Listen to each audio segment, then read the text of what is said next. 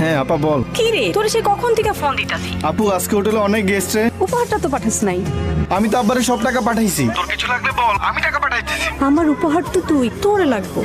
কি যে কস, আজকাল পর থেকে আর তোরে জ্বালাবো না। এবার আমি দেশে আইলো তোরে আর দুলাবেরে এক লগে জ্বালামু। তুই কি কাঁদতেছস? আরে না আপা, তোরে আজকে অনেক সুন্দর লাগতেছে রে। শুনছিলাম বাচ্চা হওয়ার সময় 21টা হাড্ডি ভাঙলে যেমন ব্যথা লাগে তার তো বেশি বেশি ব্যথা হয়। তুমি এত ব্যথা সইতেছো আর আমি তোমার পাশে নাই। বন্ধু আমার তো ছুটি কনফার্ম হয়ে গেছে। কবে যাইতেছস? পরশু দিনে চলে যাবো থাকতে আইলে। আমি বোধহয় সে অবাক ছিলাম যে চাইলেও বাড়ি যেতে পারে না। আম্মা কাগজপত্র সব জমা দিয়ে দিছি, আকামাটা পাইলেই এবার চলে আসবো।